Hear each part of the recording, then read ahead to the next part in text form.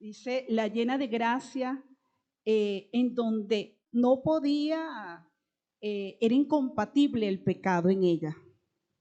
Era como el agua y el aceite, no se pueden unir. Entonces, es la plena, la llena de gracia. Y aunque era la llena de gracia, en ella no hubo vanidad, no dijo, aquí estoy yo, la llena de gracia, sino que ella fue creciendo, el Señor la capacitó para ir creciendo en virtudes, ¿verdad? Para seguir creciendo en santidad, para que toda su vida estuviese unida al Señor por los méritos de Jesucristo. El padre Calderón de la Barca dice una analogía. Por los siglos, los hombres cristianos son redimidos después de caer en el pecado, ¿verdad? La Santísima Virgen había sido redimida antes de llegar a pecar. Tuvo una redención preventiva. El Señor es como que le haya colocado una vacuna que la hizo inmune al pecado. O sea que las vacunas estaban inventadas desde hace tiempo.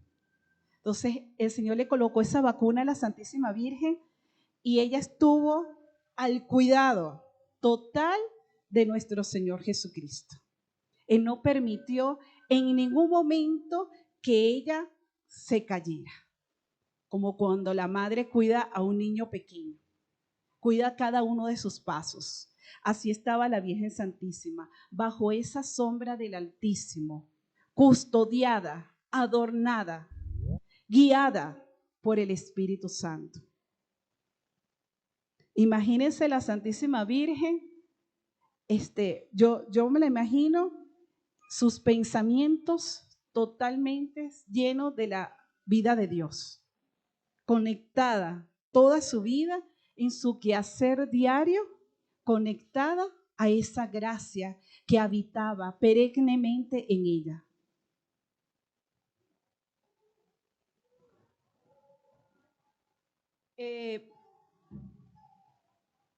En el numeral 490 nos habla de este dogma de fe. Este dogma de fe fue proclamado en 1854 por el Papa Pío IX. Y dice así: la bienaventurada Virgen María fue preservada inmune de toda mancha de pecado original. En el primer instante de su concepción, por singular gracia y privilegio de Dios omnipotente, en atención a los méritos de Jesucristo, Salvador del género humano. Dicen, fíjense, singular gracia, única. Además, privilegio. Es como cuando usted aparta una zona, está reservada para que solamente se sienten ahí los indicados. El Señor tuvo esa gracia con la Virgen Santísima, le dio ese privilegio de estar apartada absolutamente del pecado. ¿Entendemos hasta ahora? ¿Me doy a entender? Ok, continuamos. Encontré algunos padres de la iglesia, teólogos, filósofos cristianos, que hablan, que son del siglo I y VIII, que hablan lo siguiente. San Proclo de Constantinopla dice: María es el santuario de la impecabilidad, el templo santificado por Dios, el paraíso exuberante e incorruptible. Qué bellas palabras. El paraíso exuberante, o sea, lo que había en ella era fuera de serie, único. Y dice santuario impecable. En ella no había mancha alguna de pecado. San Efraín, que data del 373, dice, porque en ti no hay mancha alguna. Y San Atanasio dice, María no tenía ninguna maldad en su corazón. No había en ella pecado alguno. Entonces, María es por ende modelo de gracia, modelo de virtud, ejemplo de santidad, de justicia, de amor, de fidelidad. Es la obra más excelsa del Señor. El fray escocés, Escoto, habla de que María es la plenamente redimida. Es la obra perfecta de redención. María, Madre de Dios, es inmaculada. Esto se debe a que fue elegida por Dios y de él recibió la gracia de ser preservada del pecado. El Papa Juan Pablo II menciona en Primera de Samuel 16:7, hace mención a esto, que dice, el hombre mira la apariencia exterior, el Señor mira el corazón. Y dice, y el corazón de María estaba completamente dispuesto a cumplir la voluntad divina. Es por eso que la Santísima Virgen es modelo de la anticipación y la esperanza. En su corazón no hay sombra de egoísmo. Ella no desea otra cosa para ella que la gloria de Dios y la salvación del hombre. Para ella el privilegio mismo de ser preservada del pecado original no es un motivo de vanidad, sino de total servicio a la misión redentora de su Hijo. Esto lo decía el Papa Juan Pablo II. Entonces vemos que la Santísima Virgen, ese modelo de gracia, de virtud, es un jardín que Dios predestinó de una manera totalmente labrada por Él. Dicen en el Antiguo Testamento, dan estas prefiguraciones porque la Inmaculada Concepción no está literalmente dentro de las Sagradas Escrituras, pero hay algunos libros que nos ayudan a contemplar este dogma, ¿verdad? En Éxodo 3:2. Ajá. Doctor, los micrófonos son suyos.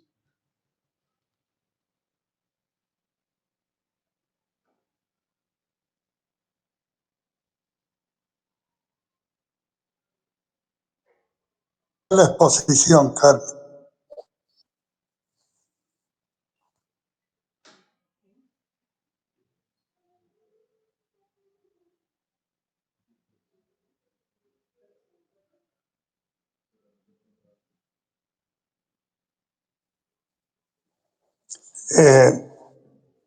Al final de la exposición, puedes continuar.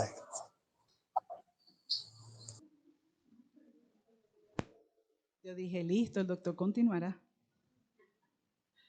Bueno, en el Antiguo Testamento encontramos en Éxodo 3:2 que habla de la zarza ardiente sin consumirse.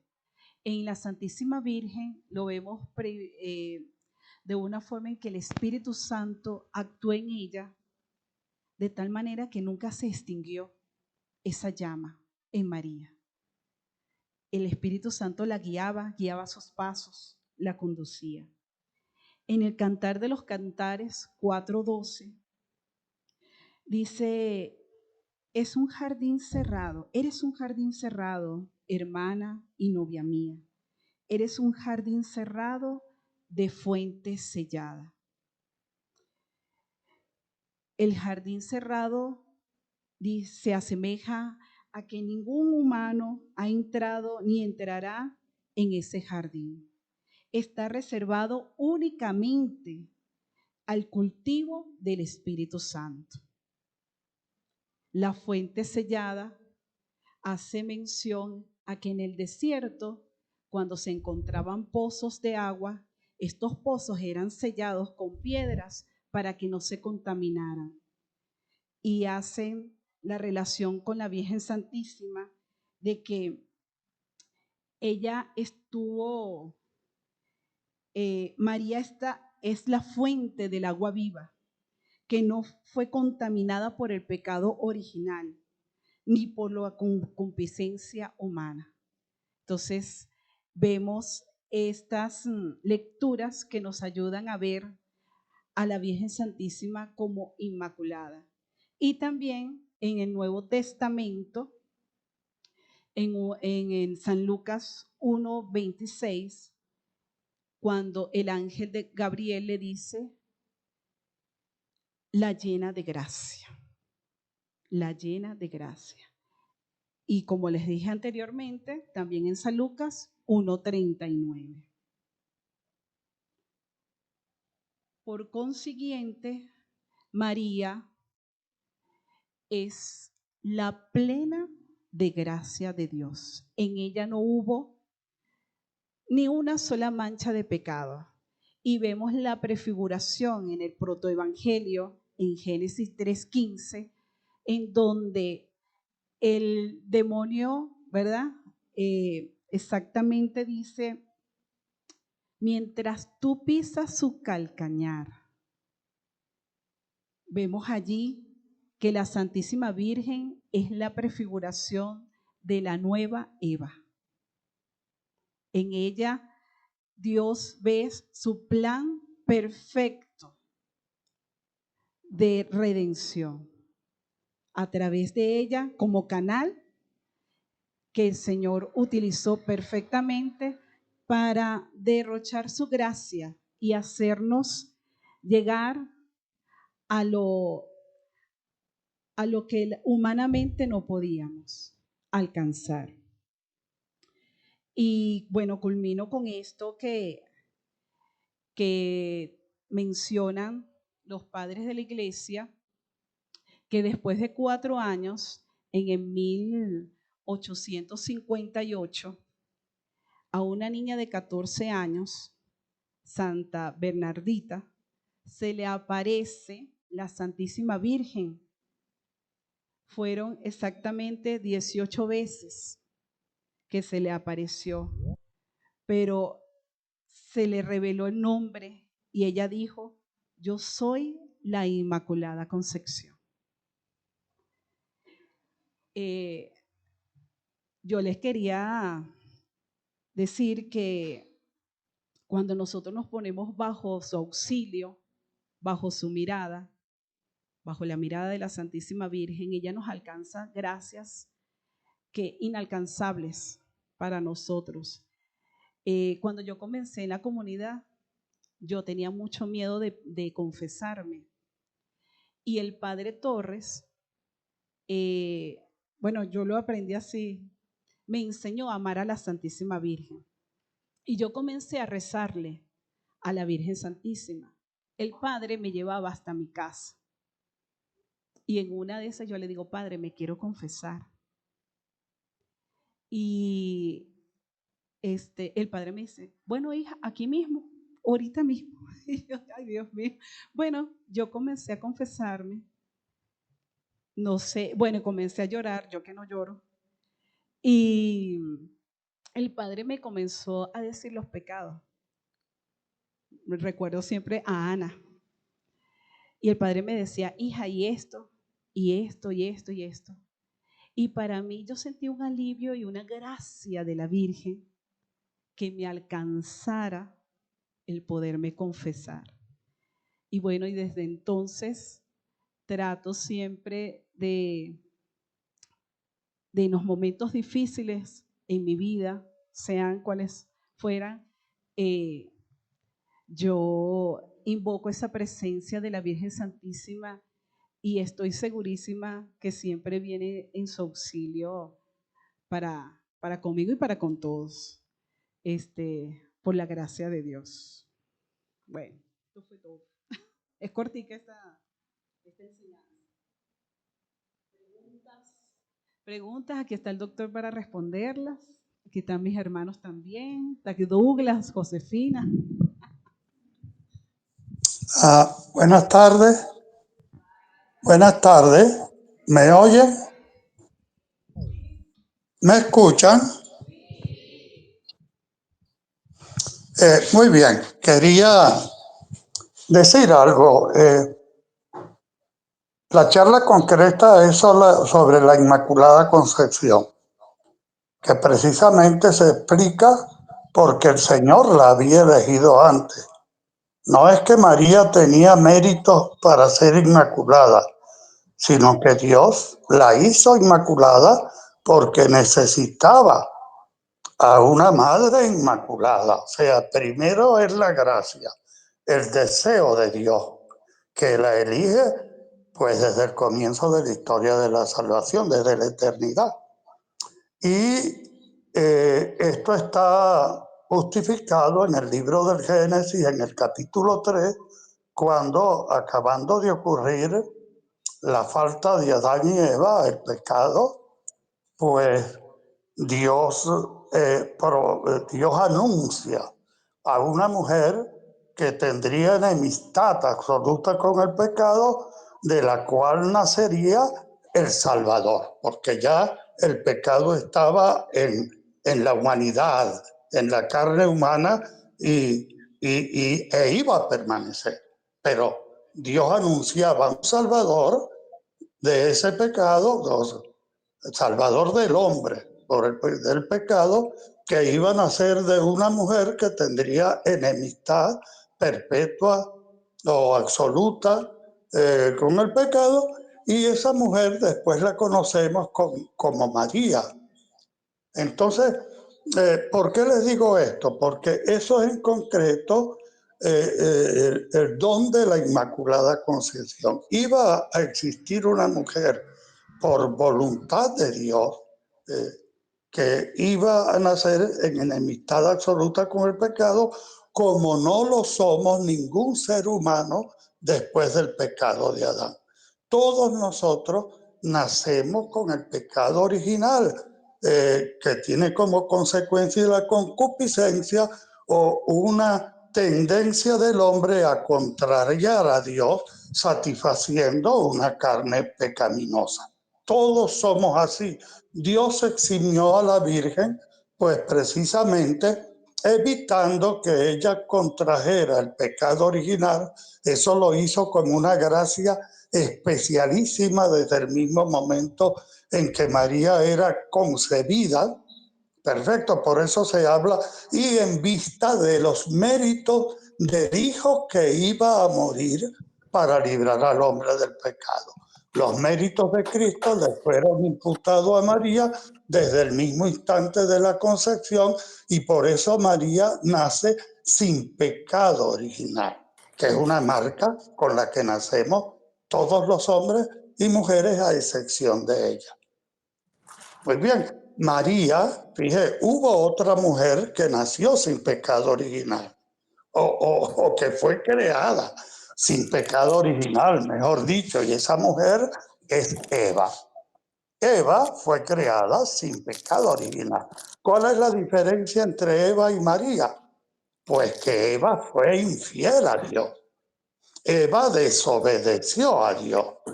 Y la Virgen Santísima, esto es muy importante. Esto es muy importante porque la Virgen Santísima tiene mérito de haber permanecido fiel a Dios, y entonces la encuentra el ángel Gabriel totalmente dispuesta pues a engendrar en su vientre al Hijo de Dios, porque la encontró sin una pizca de infidelidad.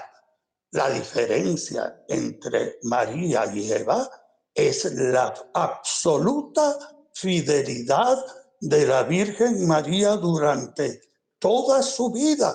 Y eso lo hizo María poniendo una voluntad al servicio de la voluntad de Dios completamente.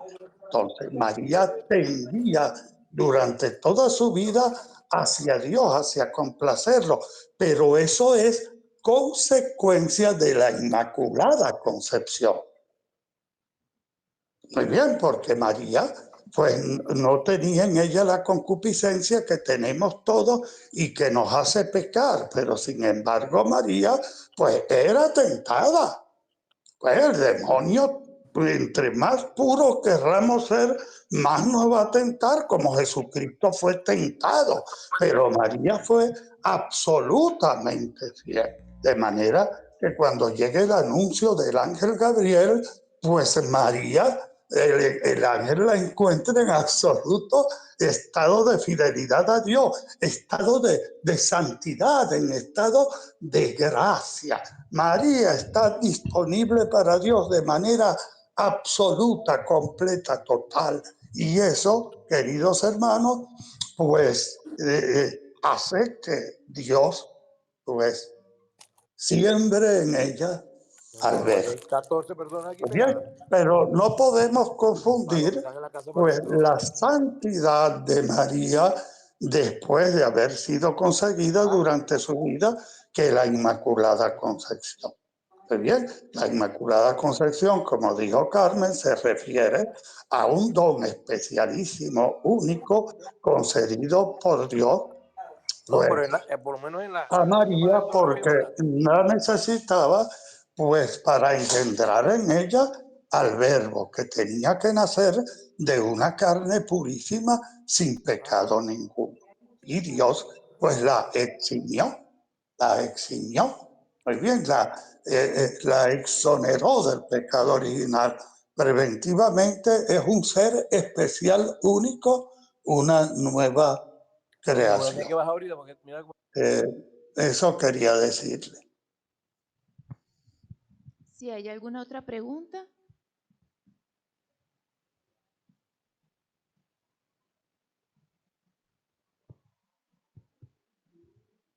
Los que están en línea.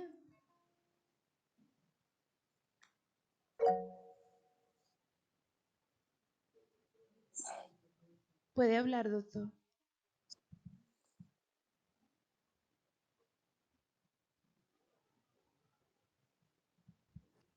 Bueno, perdón, no podía dejar de decir algo. Carmencita dijo algo, sé que no fue conscientemente, dijo que María es la fuente de la gracia. Eso no es así.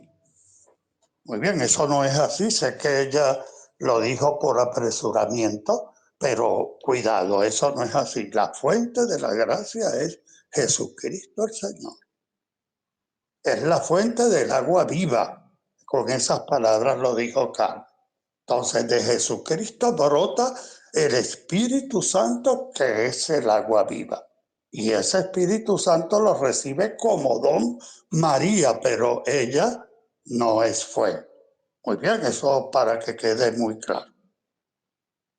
Bueno, gracias hermanos por estar acá y confiemos y dependamos absolutamente de Dios, que Dios nos ha dado una madre para tomarnos de la mano de ella, para seguirle sus pasos, su ejemplo y poderle serle fiel como ella lo fue. Vamos a escuchar este canto que es hermosísimo también.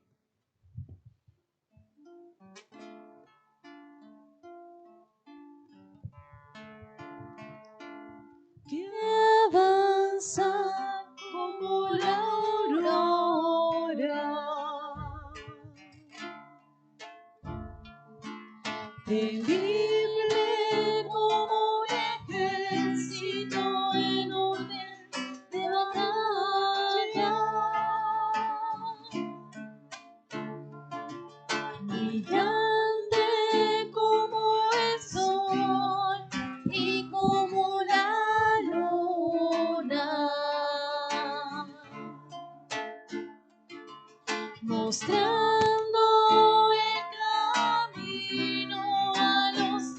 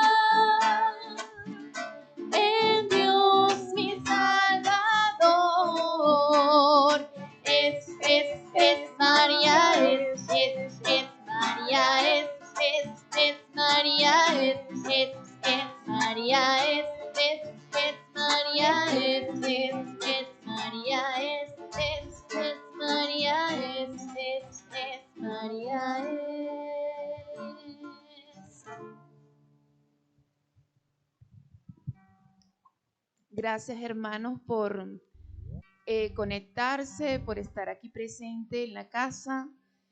Nos vemos en la próxima clase.